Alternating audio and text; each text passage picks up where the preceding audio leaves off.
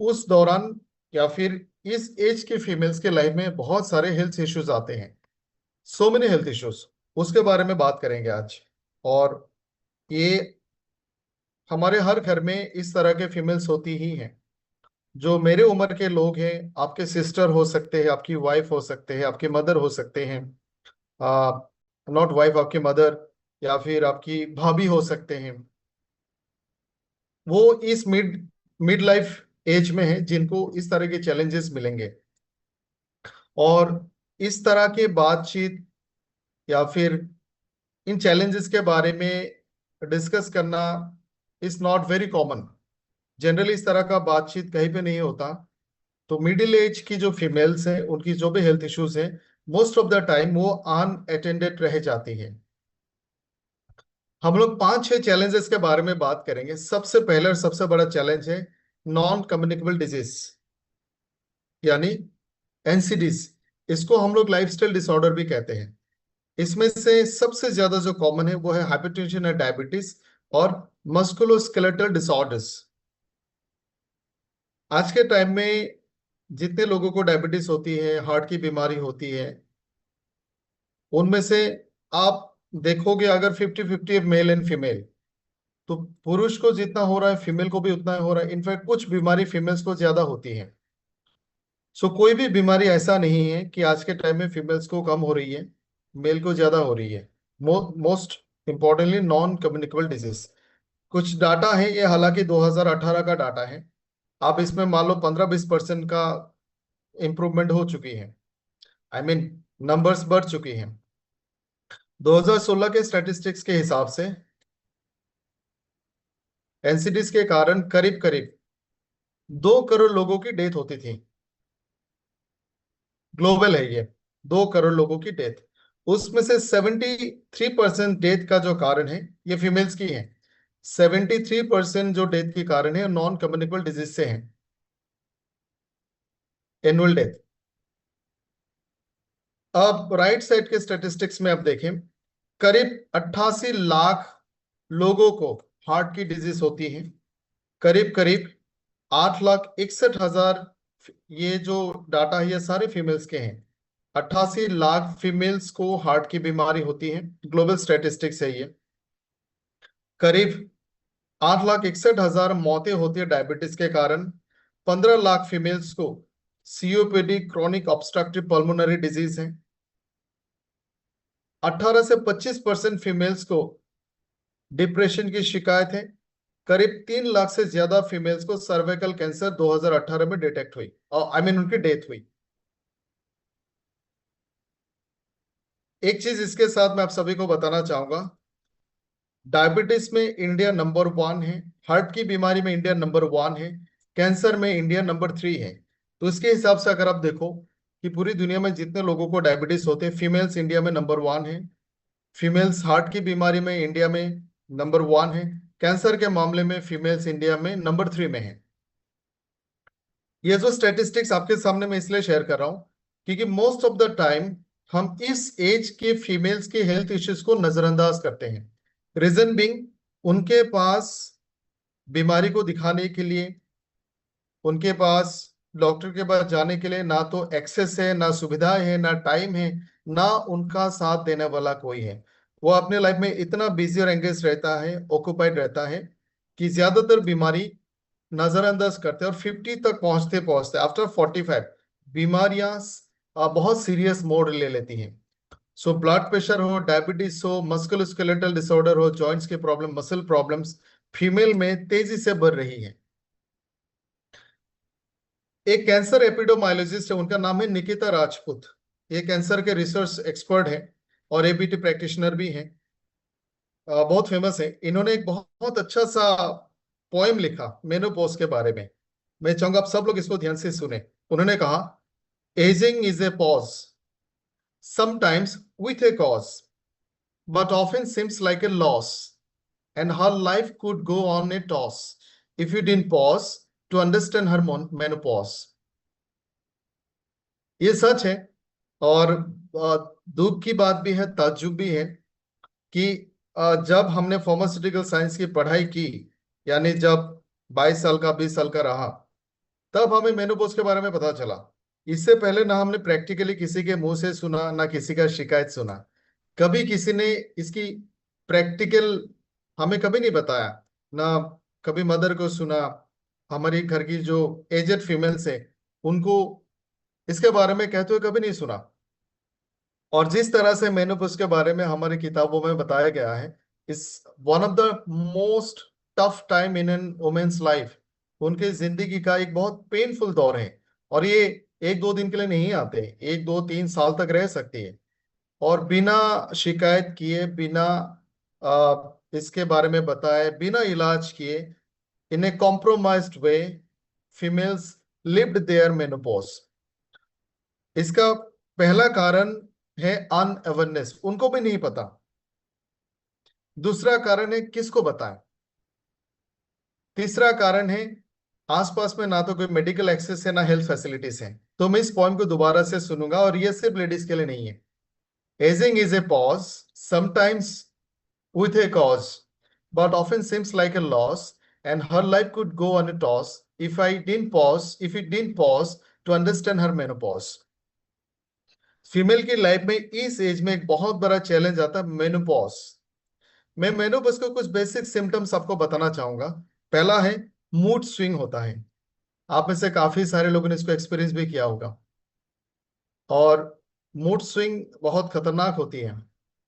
अभी एक सेकंड में वो बहुत खुश होंगे, अगले पल वो बहुत दुखी और डिप्रेस और डाउन हो जाएंगे। और ये दिन में कई दफा ऐसा अटैक्स आ सकते हैं। हॉट फ्लैशेस, बॉडी के आप अपर पोर्शन में, अपर रेस्पिरेटरी ट्रैक, चेहरे में इस सडन हॉट फ्लैश आ सकते हैं, बहुत गर्मी महसूस हो सकती है। स्लीप डिसऑर्डर्स, नींद ना आना। इरिटेबिलिटी, छोटी छोटी बातों पे गुस्सा आना, कभी भी गुस्सा आना। हेडेक्स, ये बहुत कॉमन है, सर दर्द होना। कॉन्सेंट्रेटिंग प्रॉब्लम्स, आप फोकस नहीं कर पाओगे, अटेंशन नहीं दे पाओगे। जॉइंट पेन्स होना। इंसोम्निया, स्किन में बदलाव होना, हेयर्स में प्रॉब्लम होना, स्किन में पैचेस आना, फेशियल हेयर्स आना। मूड स्विंग हमने बात कर लिया। सीवियर डिप्रेशन होना। ये सारे सिम्टम्स ऑन एंड ऑफ आते जाते रहते हैं।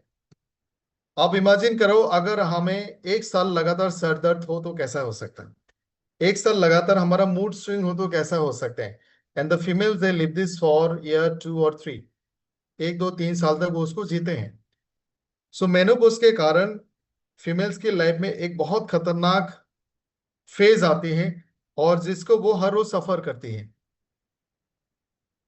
एक स्टडी कहती है दिल्ली में करीब इस वक्त जितने भी फीमेल्स हैं, उनमें से 12%, 12%, 12% प्री मेच्योर मेनोपॉज की थ्रू से गुजर रही है। मैंने अपने करियर में मोस्ट ऑफ द टाइम ज्यादातर लोगों को 40 के आसपास में मेनोपॉज होते हुए देखा है, और बिफोर 40 एक या दो लेडीज को मैं जानता हूं जो 45 तक उनका मेनोपॉज नहीं हुआ। 38 to 40 में menopause is actually pre mature menopause, ये वक्त से पहले आना। यानी हमारा बॉडी का ग्रोथ हार्मोन सिस्टम, बॉडी का लोड इस वीक, कमजोर है, इसलिए जल्दी मेनोपॉज आ रही है। 40 से पहले मेनोपॉज आना, इसको प्री मेच्योर कहा जाता है। इसका मतलब है हमारी जो फर्टिलिटी एज है वो खत्म हो रही है, बॉडी की कैपेसिटी कमजोर हो रही है। 31,435 फीमेल, ये दिल्ली का स्टेटिस्टिक्स है, इन लोगों पे स्टडी किया गया था। इसमें से प्री मेच्योर मेनोपॉज में एक कारण देखा गया है स्मोकिंग। और मेनोपॉज के दौरान, मेनोपॉज का मेन कारण है हार्मोन्स का कम हो जाना। सो इसको हार्मोनल चेंजेस कहा जा सकता है। और इसके कारण ब्रेन की फंक्शन, बॉडी के नॉर्मल फंक्शन में बहुत गहरा असर होता है। जिन लोगों को स्मोकिंग की आदत है उनकी मेनोपॉज और ज्यादा खतरनाक होती है। ये एक और परसेंटेज आप देख सकते हो कि pre mature menopause Andhra Pradesh में 17% है, तेलंगाना में 17% अप्रोक्सीमेटली, मेघालय में 13%, दिल्ली में 11%, महाराष्ट्र में 10%। देश के चारों एंड से ये डाटा लिया गया है। यानी people are getting aged early, लोग जल्दी बूढ़े हो रहे हैं। फीमेल्स की फर्टिलिटी पीरियड भी 40 से पहले खत्म हो रही है, and it's a bad sign. एक और खतरनाक चैलेंज जो फीमेल्स को आती है इस दौरान मिड लाइफ में, वो है कैंसर्स। ब्रेस्ट कैंसर और सर्विकल सर्वाइकल कैंसर ये सबसे ज्यादा है। आ, ये जो लेफ्ट साइड के स्टेटिस्टिक्स है इसको एक बार देखते हैं।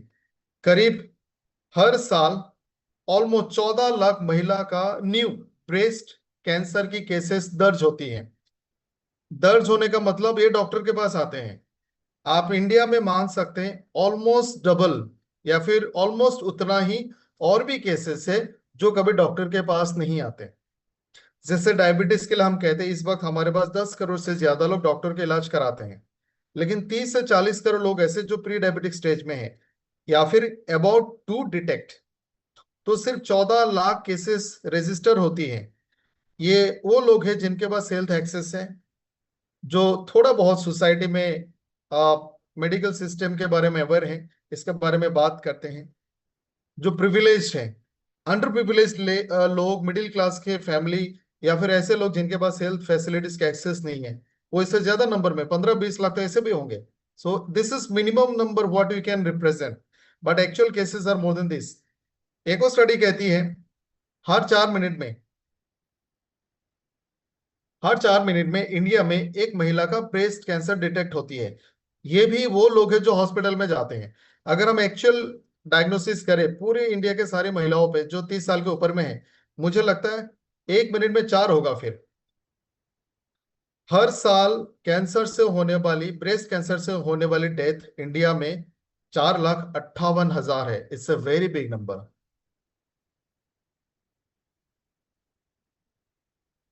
हर 13 मिनट में इंडिया में एक महिला की डेथ होती है ब्रेस्ट कैंसर के कारण। 2023 में 2,03,000 न्यू ब्रेस्ट कैंसर डिटेक्ट हुए।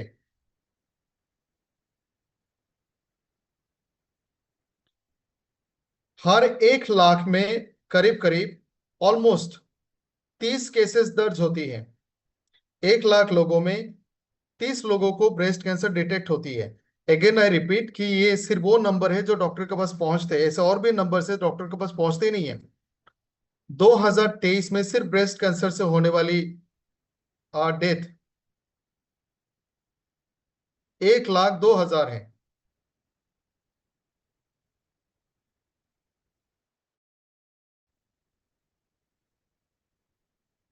2023 में ब्रेस्ट कैंसर से होने वाली डेथ 1 लाख के पॉपुलेशन में 1 लाख की पॉपुलेशन में 16 लोगों को होता है।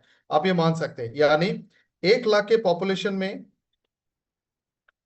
30 फीमेल्स को ब्रेस्ट कैंसर होती है, और उसमें से ऑलमोस्ट 16 लोगों की डेथ होती है, मोर देन 50%। एक और सीवियर हेल्थ चैलेंज जो मिड लाइफ की फीमेल्स को होती है, आप मान लो 35 प्लस से लेकर 45 के बीच में, वो है mental health and cognitive load. इसके बारे में अक्सर बात नहीं की जाती है। मैं थोड़ा सा इसके बारे में डिटेल में बात करूंगा, ये होता क्यों है। हम में से जितने लोग, जितने जेंट्स हैं यहाँ पे, आपके सामने मैं एक सिचुएशन रखता हूं, आप उसको इमेजिन करें। अब मान लो आ, ये जो मंडे आने वाली है, इस मंडे से लेकर सैटरडे तक आपका वर्कलोड बहुत ज्यादा हो गया। ऑफिस में कुछ ऐसा हो गया कि आपको 3 लोगों का काम करना पड़ रहा है। आप बीमार हो, आपका तबीयत अच्छा नहीं है, कोई एक्सक्यूज नहीं, आप गवर्नमेंट के ऑफिसर हैं और आपको ये करना पड़ेगा। यानी आपको सुबह 9 बजे से लेकर रात को 10 बजे तक ऑफिस में रहना पड़ रहा है। आपके पास फैमिली का टाइम नहीं है, बच्चों के लिए टाइम नहीं है, खाने पीने का टाइम नहीं है, और ये काम आसान भी नहीं है, बहुत ज्यादा स्ट्रेस वाला काम है। तो शायद हम बहुत ज्यादा डिप्रेशन में भी चले जाएंगे। टू सम एक्सटेंट एक फीमेल की लाइफ इस पैटर्न में गुजरती है everyday. No rest, multitasking, nutrition deficiency, workload, बहुत सारा अलग अलग काम एक बार में करना, कल के बारे में सोचना। उनके पास बहुत बहुत सारे छोटे छोटे काम होते हैं। उनके पास ज्यादा स्ट्रेस वाले काम नहीं है, लेकिन इतने सारे काम है कि उसका स्ट्रेस होता है, और आज का दिन खत्म ना होते उनको कल के बारे में उनका काम शुरू हो जाता है। सो एक फीमेल के लिए अगर 2 बच्चा घर पे है, एक वर्किंग हस्बैंड है, और आप अगर आप छोटा मोटा घर भी हो, तो उसमें उनका 10-12 घंटा पूरा घर को मेंटेन करने में चला जाता है। और ये लाइफ अगर उनके पास 3-4 साल 5 साल तक चले, तो mental health and cognitive load ज्यादा बढ़ती है। आपको कुछ स्टेटिस्टिक्स दिखाता हूं मैं यहाँ पे। 47% ऑफ वुमेन जो 18 से 35 के एज के ग्रुप में है, उनको इंसोम्निया होती है। 80% फीमेल को अपने काम की जगह में डिस्क्रिमिनेशन फील होती है। 90% फीमेल्स उनकी मेल जहां पे वो काम करते हैं, उनकी मेंटल हेल्थ के कारण उनके काम में इंपैक्ट होती है, उनकी प्रोडक्टिविटी कम हो जाती है। एक और स्टडी कहती है 10 से 25% वुमेन, उनको एंजाइटी, डिप्रेशन और इस तरह का मेंटल हेल्थ चैलेंजेस होती है।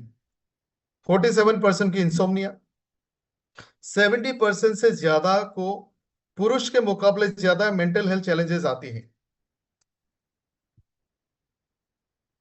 इन सब के कारण एक साइकोलॉजिकल डिस्ट्रेस होता है, सोशल आइसोलेशन होता है, आप खुद को अंडर एस्टिमेशन हो जाता है। वो अपने कामों में अपने जिंदगी में इतने खोए जाते हैं कि एक जो normal smooth and happy life होता है और क्वालिटी ऑफ लाइफ होती है, वो थोड़ा सा धीरे धीरे खोने लगता है। एक और बहुत बड़ा बदलाव जो इस मिडिल एज के फीमेल्स की लाइफ में आती है, वो है ओबेसिटी। और ये प्रॉब्लम धीरे धीरे बढ़ रही है।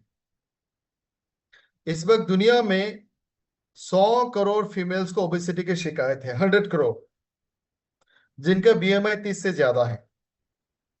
इंडिया में 1990 में सिर्फ 1.2% फीमेल्स को ओबेसिटी थी। आज के टाइम में वो लगभग आप मान लो 9 गुना बढ़ गया है, 9.8% हो गई है। मेल में ओबेसिटी 1990 में 0.5% थी, 2022 में 5.4% है। यानी मेल के मुकाबले फीमेल की ओबेसिटी ऑलमोस्ट डबल है। हेल्थ इंडेक्स में हम 182 रैंक में आते हैं फॉर फीमेल, एंड 180 नंबर पे आते हैं फॉर मैन, जहां पे ओबेसिटी ज्यादा है। यानी हेल्थ आपके इतना बिगड़ा हुआ है कि हम लिस्ट में इतने नीचे आते हैं। एक और स्टेटिस्टिक्स आप यहाँ पे देख सकते हो, ओबेसिटी इन इंडिया जिनका बीएमआई 30 से ज्यादा है। 2020 में ये जो ग्राफ है सबसे ऊपर में, येलो वाला लड़कों के लिए बॉयज, ब्लू वाला येलो वाला गर्ल्स है, ब्लू वाला बॉयज है, रेड वाला वुमेन है, एंड डार्क ब्लू मेन है। आप इस लिस्ट में देख सकते हो सबसे ज्यादा ओबेसिटी वुमेन को हो रही है। 2020 में 6.7% वुमेन को ओबेसिटी थी जिनका बीएमआई 30 से ज्यादा है। हम लोग 25 के ऊपर के बीएमआई को नहीं ले रहे हैं। 25 के बाद ही आपका वजन बनना शुरू होता है। सो जो 30 के नीचे है, बीएमआई 30 के नीचे का मतलब आपका भी वजन ज्यादा है, but we are taking for extend BMI 30 से ज्यादा ले रही है, यानी आपका वजन कम से कम 12-15 किलो ज्यादा है। 2025 में परसेंटेज 8.1 हुआ, 2030 में this is going to be 10.6, and 2035 में 12, ऑलमोस्ट 13% होने वाला है। और ये फीमेल्स में सबसे ज्यादा है। 2025 तक एडल्ट्स को ओबेसिटी 11% होने वाली, 11% एडल्ट्स को ओबेसिटी होंगे, और ये मीडियम रफ्तार है। एडल्ट ओबेसिटी इंडिया में 2020 से 2035 तक 5% टू होने वाला है, 5.2%। और ये रफ्तार बहुत ज्यादा है 2020 से 35 के बीच में। एनुअल इंक्रीज ओबेसिटी 2020 से 35 के दौर में बच्चों में, एडल्ट में 5.2% है, बहुत ज्यादा है। बच्चों में भी 9.1%, ये भी बहुत ज्यादा है। ओबेसिटी का जो असर वो हमारे जीडीपी पे भी होता है, वो भी 1% है। ग्लोबल प्रिपेयर्डनेस में, यानी ओबेसिटी को रोकने के लिए, ओबेसिटी को कम करने के लिए इंडिया जो कुछ भी कर रही है, हमारी तैयारी, हमारी प्रिवेंशन, उसमें हम बहुत पीछे, we are in almost 100 number पे है in a country of 183 in the world. Economic impact भी इसका है, यूएस डॉलर मिलियंस में है। और हेल्थ केयर इम्पैक्ट भी आप देख सकते हैं। अब जितने भी बीमारियों के बारे में हमने बात किया है यहाँ पे, ये सारी बीमारी मैं दोबारा से रिपीट करूंगा, हमने 5-6 बीमारी के बारे में बात की है। सबसे पहले chronic non communicable disease number 1, उसमें hypertension, diabetes, musculoskeletal disorder, cancer etcetera आएगा। दूसरा है मेनोपोज, तीसरा है कैंसर, चौथा है मेंटल हेल्थ, पांचवा है ओबेसिटी। इसके अलावा एक दो बीमारी और है, जैसे आंखों की प्रॉब्लम, ओरल केयर। ये जो 5 बीमारियां हैं, ये 5 बीमारियां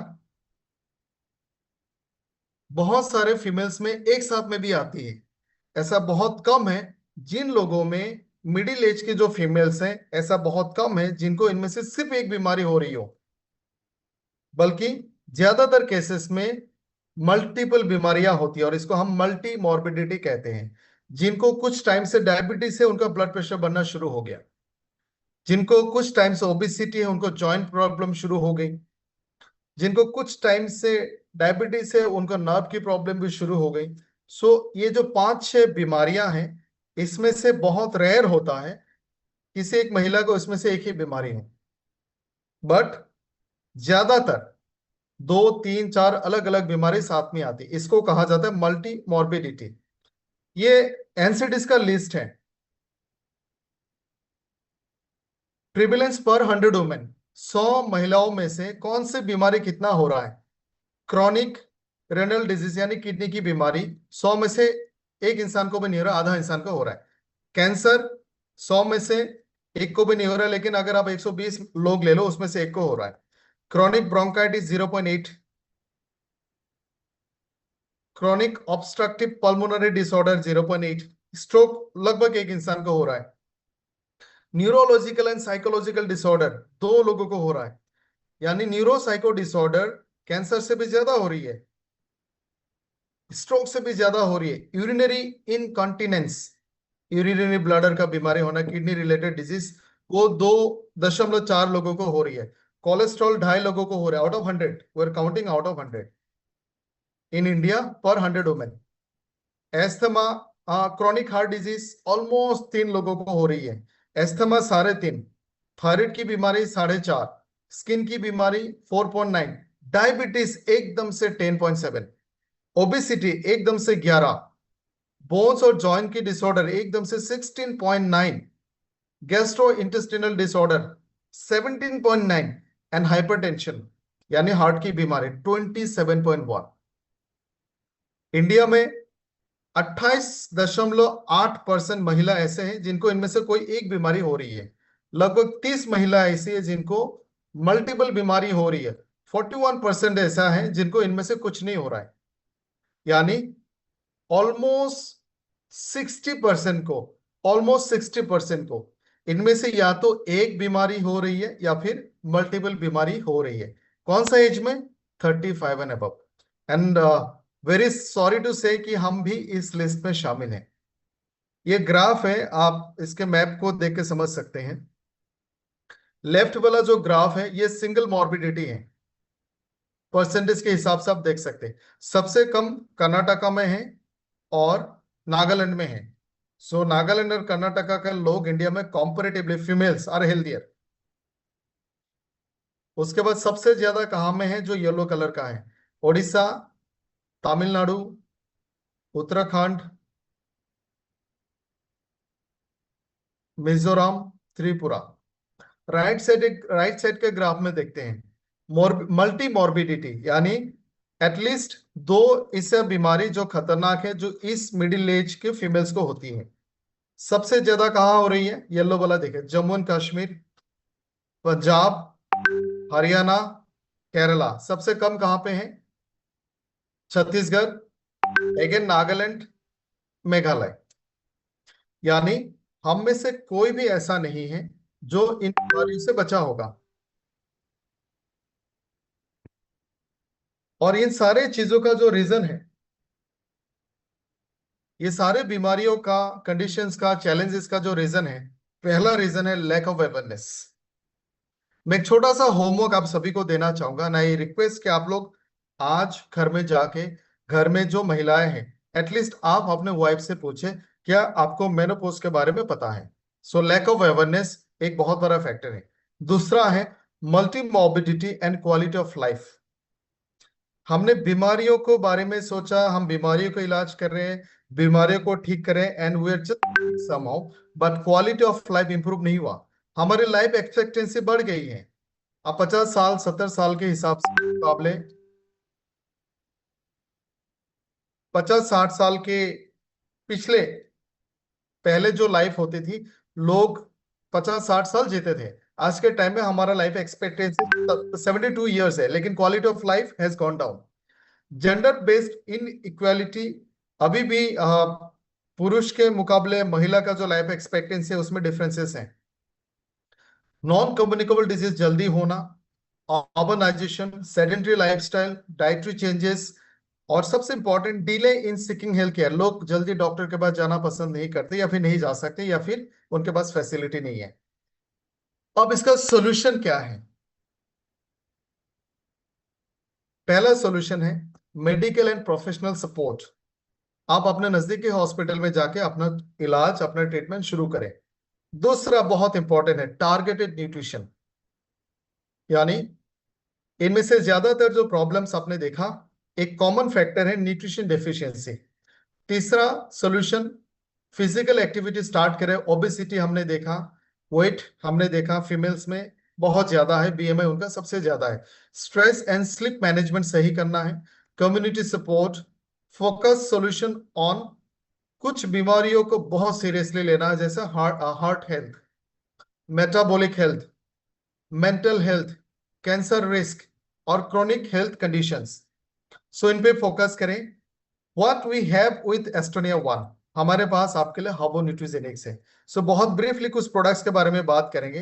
हार्बो न्यूट्रीजेनिक्स होलिस्टिक वेलनेस के थ्रू से आपकी बॉडी को डिटॉक्सिफाई करती हैं, गट हेल्थ को बेहतर करती हैं, डाइजेशन को इनहेंस करती हैं, फ्री रेडिकल्स को कम करती हैं, ब्लड को डिटॉक्सिफाई करती हैं, हीलिंग फ्रॉम रूट करती हैं, फंक्शनल न्यूट्रिशन है, न्यूट्रिशन के गैप को दूर करती है, और एपिजेनेटिक्स के थ्रू से जीनोम फंक्शन को बेहतर करती है।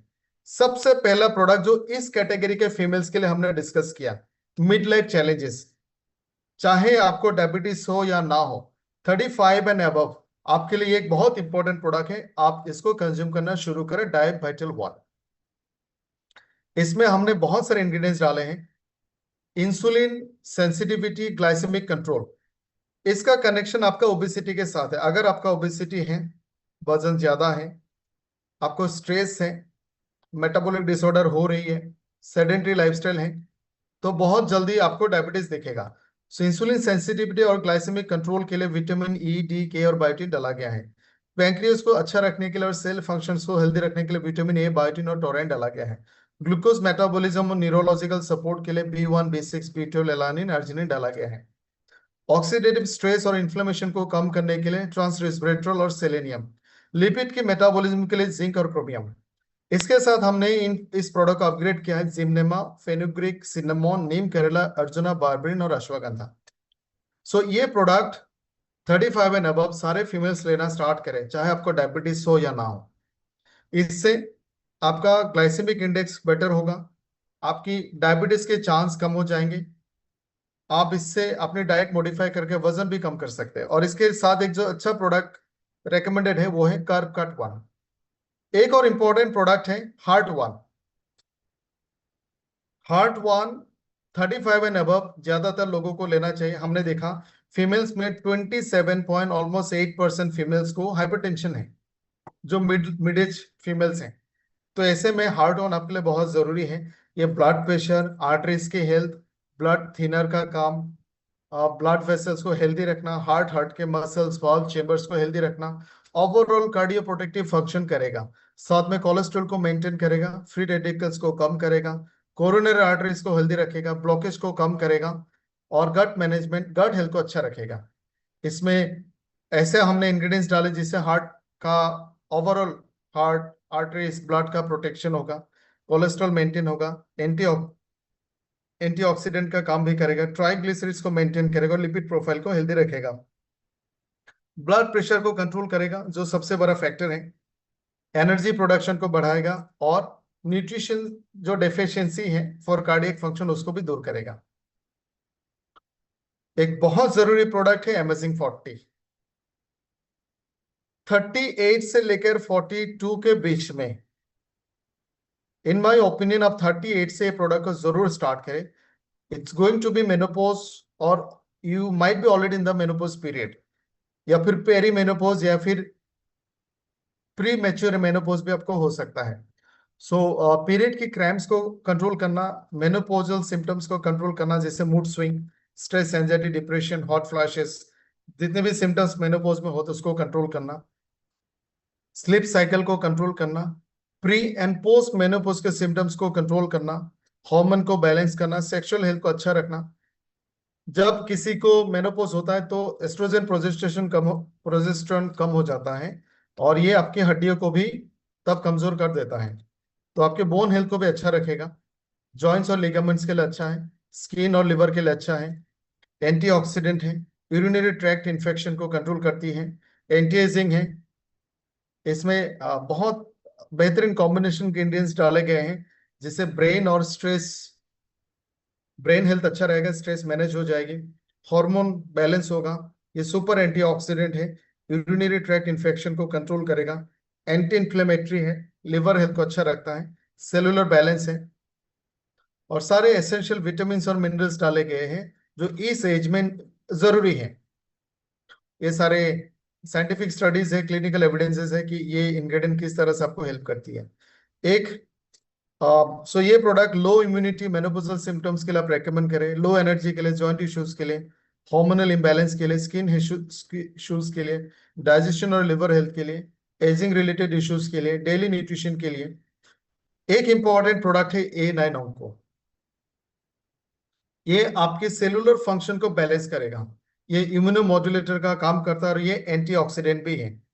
इसमें गैनोडर्मा, ग्रीन टी और ग्रेपसीड, इसको तीनों जी से, ये तीनों का नाम जी से है, इसके लिए ट्रिपल जी कॉम्प्लेक्स कहा जाता है।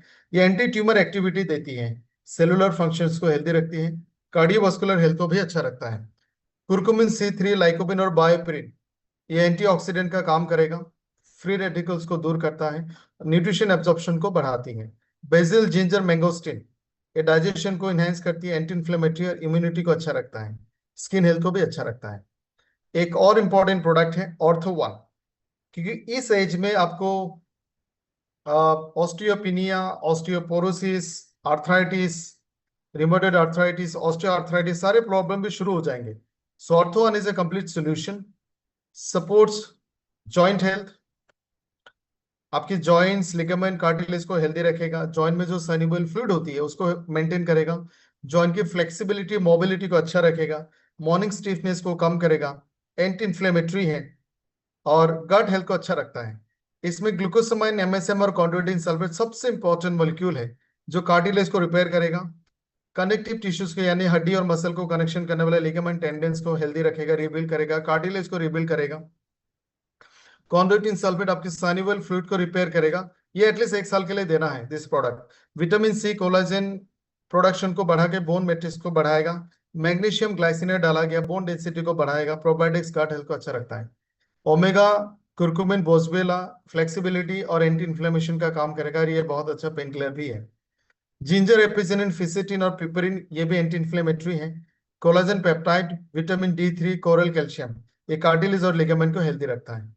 So this is all about midlife challenges of females life, और उसके लिए हम क्या सॉल्यूशंस दे सकते हैं। आज का इस सेशन का हमारा प्योर पर्पस था कि हमने आज तक शायद 2-4 सेशंस ऐसे किए हैं जहां पे टीनेज गर्ल्स की हेल्थ इश्यूज को हमने एड्रेस किया। 13-14 साल से लेकर फर्टिलिटी पीरियड तक, 30-35 तक, टीनेज, शादी होना, फिर कंसीव करना, डिलीवरी होना, पोस्टपार्टम, बच्चों के साथ अपब्रिंगिंग होना, ये जो स्टेज है उसके लिए एक अलग चैलेंजेस आते हैं, हमने उसको डिस्कस किया। हमने ओनली मेनोपॉज को भी अलग से डिस्कस किया था। आज मुझे लगता है इस वक्त भी हमारे साथ ऐसे बहुत सारे लेडीज हैं जो मिड लाइफ में हैं, 35 to 45 के बीच में। तो आज का जो सेशन था डेडिकेटेड टू यू, और शायद बहुत सारी चीजों को हमने नजरअंदाज किया, तो आपके लिए था कि आप कैसे अपने आप को फिट एंड फाइन रखें और इन चैलेंजेस को आने से पहले कैसे रोकें। So thank. एग्जाम्पल शायद तो मैं खुद ही हूँ, ऐसे ही बताना पड़ेगा। सबसे बड़ा तो एस्टोनिया वन का बहुत बड़ा थैंक यू, क्योंकि मेनोपॉज के फेज में से जब मैं गुजर रही थी तो डेफिनेटली मुझे बहुत हेल्प हुआ है। मैंने तब मैं एक्चुअली सीबकथॉर्न के खोज में पहुंची एस्टोनिया वन तक। ओके। हाँ, मैंने एसबीटीसी लिया और अमेजिंग 40 लिया था तब। और तब मुझे खुद को मेरे इन्फ्लेमेशन में, बॉडी पेन में, इरिटेशन, मूड स्विंग में, मेनोपॉज में जो भी सिम्टम्स होते हैं जी। उसमें काफी इम्प्रूवमेंट मिला था। और इम्पोर्टेंस अगर मैं बताना चाहूँ तो जरूर ये सीबकथॉर्न तो बहुत हेल्प करता है। उसके बाद करक्यूमिन है, अश्वगंधा, शतावरी, गिलोय, ये सारी चीजें हमको ये मिड लाइफ क्राइसिस में बहुत ज्यादा हेल्प करती है। अपार्ट फ्रॉम दैट अमेजिंग 40 में जो न्यूट्रिशन भी इंक्लूड किया है वो मुझे बहुत अच्छा लगा।